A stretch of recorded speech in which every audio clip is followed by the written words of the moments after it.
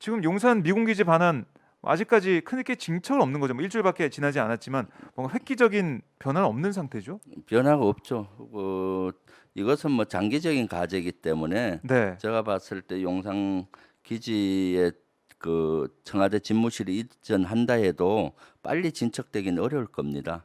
특히 아, 거기에서는 환경 오염 정화 문제도 있고 또 미국의 신기지를 만들어줘야 되는 용산에가 있습니다. 네. 지금 도표에서 보듯이 앞으로 원래 계획대로면 한 11년 소요되는 사업입니다. 왜냐하면은 미군 잔류기지 신기지를 만들어줘야 돼요. 한 3만 평 정도 되는 기지를 그 거기에는 이제 연합사 서울사무소라든가 유엔사 서울사무소, 주한미군 서울사무소 등 서울에서 임무를 기본적으로 할 수 있는 기지, 미니 기지죠. 네. 그걸 만들어 주고 아, 지금도 용산 다른 기지 속에는 일부 기능들이 하고 있어요. 연합사가 아직도 있고 또 음, 다른 기능들이 있고 그 기지를 만든 다음에 기지 안으로 다 그 기능을 넣겠죠. 그리고 나면 이제 반납을 하게 되는 겁니다. 네. 용산 잔류부지 저 도표에서 보듯이 국방부 옆에 보면은 네.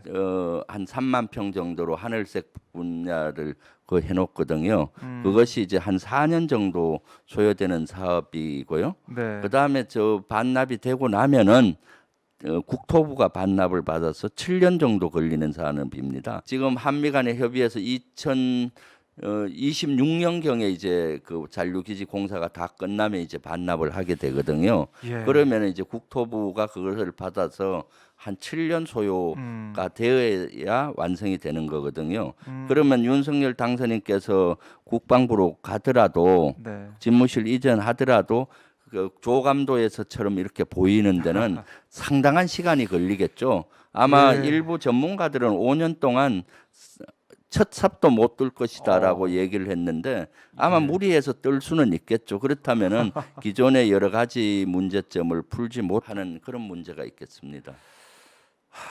지금 이 대통령 임기가 5년인데 네, 글쎄요. 이걸 이렇게 급하게 추진할 정말 어떤 이유가 있을지 아직까지도 네, 시청자분들이나 많은 시민분들이 궁금해하고 의구심을 가지고 계세요. 그렇죠.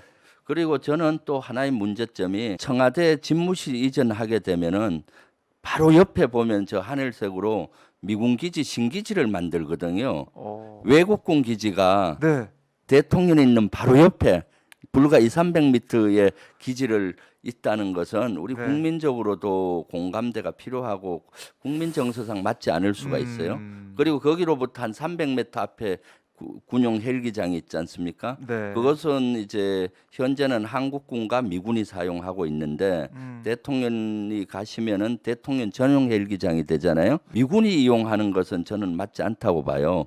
불과 음, 대통령이 근무하시는 집무실, 사무실로부터 한 300m에 미군 헬기들이 앉고 뜨는 것은 여러 가지 문제가 있을 수가 있는 거죠. 네, 기지도 봐도 2, 300m 있고 헬기장도 그렇네요. 있고 이것은 이, 글쎄요. 우리 5천 년 역사를 통해서 네, 국가 컨트롤 타워 바로 옆에 외국군이 주둔한 사실이 있는지 모르겠어요. 아, 일제 강점기라든가 이럴 때를 제외하고는. 네, 예, 그래서 저런 것도 다시 아마 위치를 잡든가 해야 될 걸로 보이고 음, 그러다 보면은 또 한미 간의 지리한 협상 또 갈등의 소지가 많이 포함이 되겠죠. 네, 그래서 저는 국방부로 이전하게 되면은 문제가 한두 개가 아니고 계속 노출이 되고 그걸 음, 임기응변적으로 이렇게 해결해 나가는 과정에서 국론도 분열이 되고 한미 갈등 요소도 생기고 여러 가지 예산도 낭비가 되고 또 국민들의 피해 있잖아요. 네, 그런 것도 지금은 제한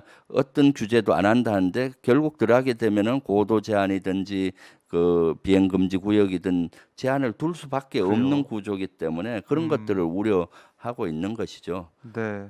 아니 이 지도만 봐도 글쎄요. 이게 어떻게 이게 좀 가능할까라는 생각이 들 정도로 네, 신미군 기지, 그러니까 잔류부지가 있고 그 옆에 이제 국방부가 있는, 그러니까 네, 그 집무실이 있는 상황인데 국민들이 국방부나 어떻게 사실은 생각할까? 합참이 있는 경우는 네. 한미 연합사는 같은 사무실에 한국과 미군이 같이 근무하고 한미 동맹과 연합 체계를 위해서는 아주 좋은 시스템이거든요. 근데 국방부 합참이 있을 때와 국가 컨트롤 타워가 있을 때하고는 개념이 다른 겁니다. 바로 옆에 어떻게 미군이라 하더라도 미군 기지가 있는 것을 국민들이 그렇죠. 용납을 할 수 있을까요? 그래서 그런 것들은 아마 다시 검토가 돼야 되지 아. 않겠나는 생각이 들고 또 그런 과정에서 한미 간의 갈등 요소가 또 불거질 수가 있겠죠. 예. 그럼 이게 이제 예비비가 통과가 돼서 언론에서는 이제 갈등이나 아니면 문제들이 이제 해결되고 있다. 이제 뭐 다 긴장 관계나 이런 건 해소가 되는 거다.